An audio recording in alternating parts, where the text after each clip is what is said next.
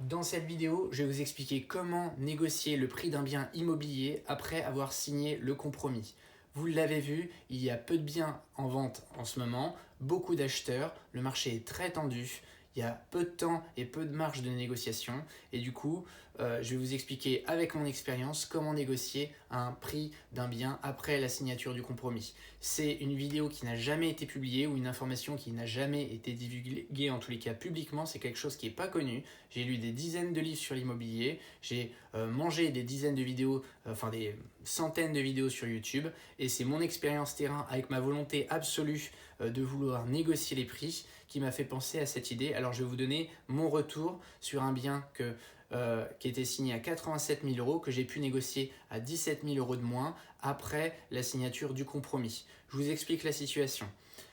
Après la signature d'un compromis, vous pouvez vous rétracter de la vente de deux manières. Soit vous êtes dans les 10 jours et que vous êtes un particulier. Les professionnels ne peuvent pas faire ça. Si vous achetez en SCI, vous ne pouvez pas faire ça. Si vous êtes dans les 10 jours, vous pouvez vous retirer d'un compromis avec une simple lettre avec accusé-réception, envoyée au vendeur ou à l'acheteur ou à l'agent immobilier. Soit vous avez dépassé ces 10 jours et dans ce cas-là, pour sortir du compromis, il faut appliquer là où les conditions suspensives. La condition suspensive la plus mise dans le compromis, c'est celle l'obtention de crédit. Donc, je vais vous expliquer la situation. Moi, j'ai des combles à aménager. J'ai acheté un appartement avec des combles à aménager. Donc, il n'y avait pas l'électricité, pas l'eau, pas les déclarations préalables de fait pour ajouter les Velux. Donc, il y a tout à faire. Et après, plomberie, électricité, placo, cuisine, il y avait tout à faire. Donc, j'ai fait les devis. Il y a Enedis qui est venu pour ajouter un compteur électrique. Il fallait vérifier surtout que la colonne électrique de l'immeuble pouvait supporter un logement supplémentaire en termes d'électricité, en termes de puissance. Parce que dans mon précédent immeuble, par exemple, Enedis a dû me faire changer l'ensemble de la colonne électrique parce qu'on rajoutait 2 appartements sur un immeuble qui en contenait 3. Donc la colonne n'était pas assez puissante et puis elle était obsolète. Donc j'avais ce devis précédent.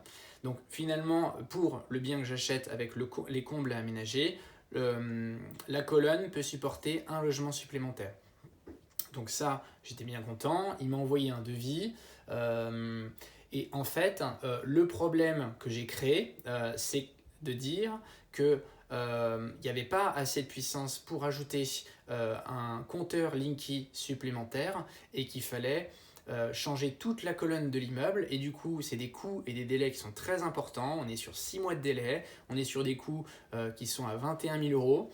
Donc en fait pour changer et gonfler le prix d'un devis, il y a I Love PDF, je ne suis pas du tout sponsorisé mais c'est un site gratuit qui est génial qui permet de convertir un PDF, donc un devis, en Word. Donc c'est convertir un PDF en Word avec I Love PDF. Une fois que vous avez votre fichier Word, vous gonflez le prix du devis. Donc moi, ça m'a permis de dire que pour l'installation Linky, on avait une colonne à changer, j'ai écrit ça sur le devis, et qu'il y avait un coût pour changer la colonne qui était important. Et troisième élément, j'ai pu changer les délais en mettant des délais beaucoup plus longs par rapport à ceux annoncés. Déjà Kennedy, ils sont très longs, mais là j'ai rajouté des délais beaucoup plus longs. Et ensuite, avec I Love PDF, votre Word, vous pouvez le retransformer en PDF de nouveau. Et du coup, comme ça, vous avez votre devis qui est gonflé.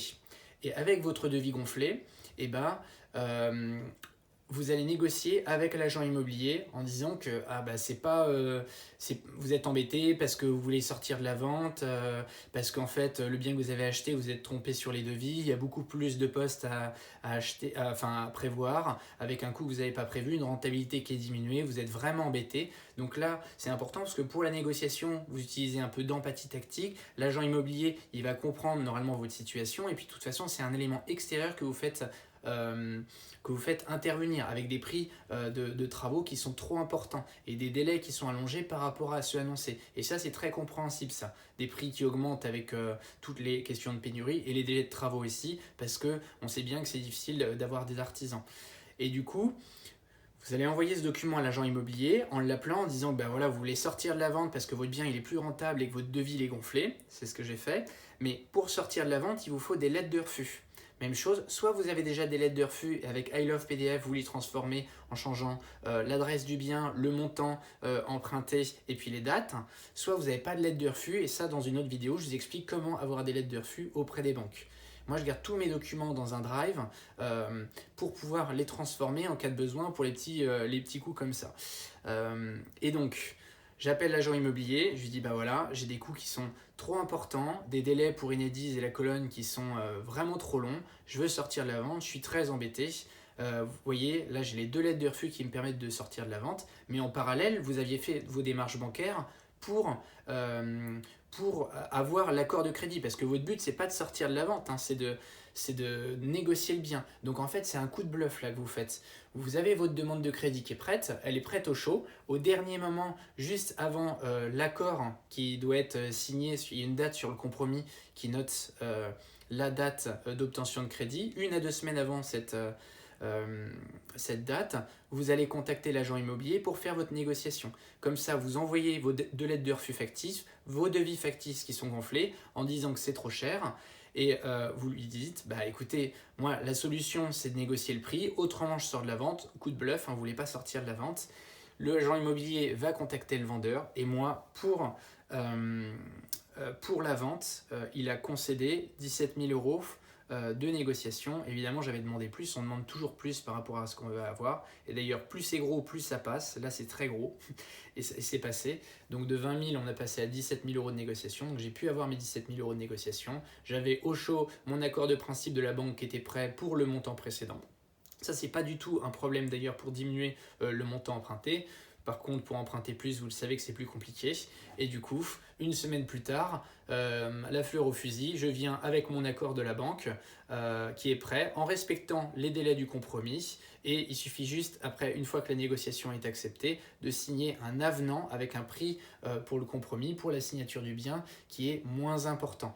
Et si jamais votre négociation échoue, en disant bah écoutez, je comprends, enfin l'agent immobilier, si vous dit écoutez, je comprends, vous avez des coûts de travaux qui sont trop importants, mais le vendeur ne souhaite pas baisser son prix, et bah, vous rappelez dans un second temps en disant que vous avez réfléchi, vous avez aussi un accord de crédit qui vous a été proposé dans une autre banque et que vous souhaitez conserver la vente. Et dans ce cas-là, votre négociation aura échoué, mais vous aurez quand même essayé.